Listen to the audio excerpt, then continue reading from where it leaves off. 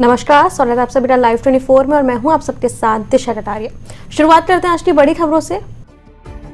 लखनऊ में सुजीत हत्याकांड में अब राजनीति शुरू हो गई है, जिसके चलते प्रसपा प्रमुख शिवपाल यादव ने पीड़ित परिवार के परिजनों से मुलाकात की, तो वहीं यूपी की कानून व्यवस्था को धाराशायी बताया। बता दें कि मोहनलालगंज व्यापार मंडल के अध्यक्ष सुजीत पांडे की हत्या को 6 दिन बीत गए हैं, तो वहीं आरोपियों तक अभी पुलिस नहीं पहुंच पाई है। तो इससे पहले पीड़ित के परिजनों से कैबिनेट मंत्री ब्रजेश पाठक ने घर जाकर मुलाकात की थी और जल्द खुलासे का आश्वासन भी दिया था।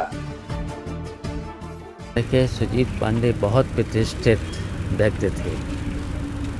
वो यहाँ अध्यक्ष व्यापार सभा के अध्यक्ष भी थे। उनकी किसी से दुश्मनी भी नहीं थी। तो ऐसे में अगर हत्या हुई है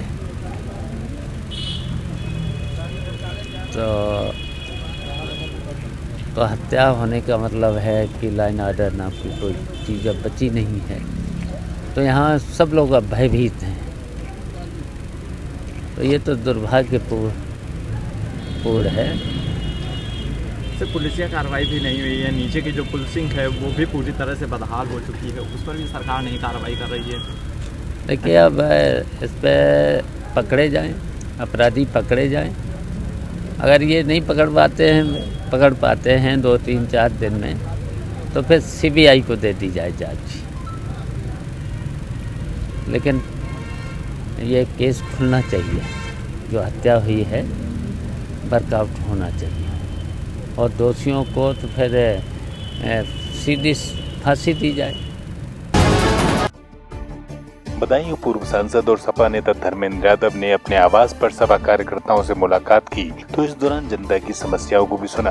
बता दें कि सपा सांसद ने केंद्र और प्रदेश की सरकार को इस दौरान घेरा, तो वहीं प्रदेश में अराजकता का माहौल बताया। इसी के साथ पूर्व सांसद ने खुद को जनता के प्रति समर्पित बताया, तो वहीं किसान आंदोलन का समर्थन करते हुए किसानों की आवाज उठाने की बात को कहा। हम समाजवादी लोग किसानों की लड़ाई को बहुत मजबूती से लड़ रहे हैं माननीय अखिलेश जी के नेतृत्व में, और माननीय अखिलेश जी की उम्मीद और अपेक्षा के अनुरूप बदायूं समाजवादी पार्टी की भी लड़ाई किसानों के लिए बहुत मजबूती से लड़ रहे हैं और लड़ेंगे। तो वो क्या समाजवादी पार्टी के विरोधी हैं कैसे? क्या कुछ लोग होते हैं हर जगह समाज, कोई नई चीज़ है क्या? तो ये ऐसा तो नहीं कि आपने जो डेरा डालो आंदोलन किया था उसके चक्कर में ये लोग विरोध कर रहा हूँ। देखिए, आप बार बार उस चीज़ पे जा रहे हो। किसान इस ठंड में कड़कड़ाहट में दिल्ली की घेरे पड़े हैं, खुले आसमान के नीचे पड़े हैं, उसकी चिंता आपको नहीं है।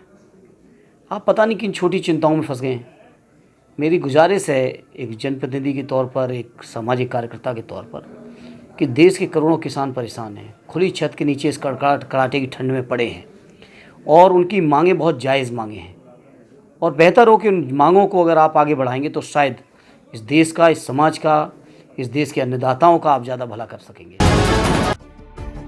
बदायूं के बिलसी के इस्लाम नगर में बदमाशों के हौसले खासा बुलंद हैं। इस बार बदमाशों ने दिन दहाड़े महिला की चेन लूटने की घटना को अंजाम दिया, तो मामला सीसीटीवी कैमरे में कैद हो गया। अब इसी फुटेज के आधार पर चोर की तलाश की जा रही है। झांसी पुलिस ने 25,000 के इनामी बदमाश को धर दबोचा, तो वहीं हत्या की वारदात को अंजाम देने के बावजूद रमन यादव को पुलिस 2 साल से अपनी गिरफ्त में नहीं ले सकी थी, जिसके चलते पुलिस को काफी समय से उसकी तलाश थी। तो वहीं अब पुलिस ने चेकिंग के दौरान बदमाश को दबोच लिया। बता दें कि 18 व्यक्तियों द्वारा मिलकर गाँव में संजीव नाम के व्यक्ति की हत्या कर उसके शव को गाँव में घुमाया गया था, जिसके बाद से बदमाश फरार चल रहा था। तो अब आरोपी को पुलिस ने हिरासत में लेकर जेल भेजा है। बांदा में हृदय विदारक घटना सामने आई, जहां सर्दी से बचने के लिए घर में अलाव जलाया गया था, तो वहीं घर में आग लगने से मां सहित 3 बच्चों की उसमें जलकर मौत हो गई। तो मामला मरका थाना क्षेत्र के दुबे के पुरवा का है, जहां आग की चपेट में आने से मजदूर का घर जलकर खाक हो गया। बताते हैं कि घर में अलाव जल रहा था, तो वहीं साथ ही भूसा भी था, जिसमें भूसे में आग लग गई और हादसा घटित हो गया। अब दमकल ने आग पर काबू पाया, तो वहीं सभी शवों को निकाल कर पोस्टमार्टम के लिए भेजा गया। तो प्रशासन ने पीड़ित परिवार को हर संभव मदद का भरोसा भी दिया है। आज थाना मरका क्षेत्र में एक दूबिन का पुरवा हेलमेट ऑफ मऊ, वहाँ पर एक थाने पर सूचना प्राप्त हुई कि एक मकान में आग लगने की वजह से एक महिला और उसके 3 बच्चे उसमें जल गए हैं। की सूचना पर तत्काल पुलिस फोर्स मौके पर पहुंची और मलबे में उनसे ढूंढ करके उनकी डेड बॉडी को निकाला गया और उनको पंचायतनामा और पोस्टमार्टम की कार्रवाई के लिए भेज दिया गया है। अभी घटना किस वजह से हुई है इसकी अभी पूरी बात अभी स्पष्ट नहीं हो पाई है। इस मामले में जांच की जा रही है। मेरे साथ इस बुलेटिन में इतना ही। देश दुनिया तमाम बड़ी खबरों के लिए देखते रहे Live 24।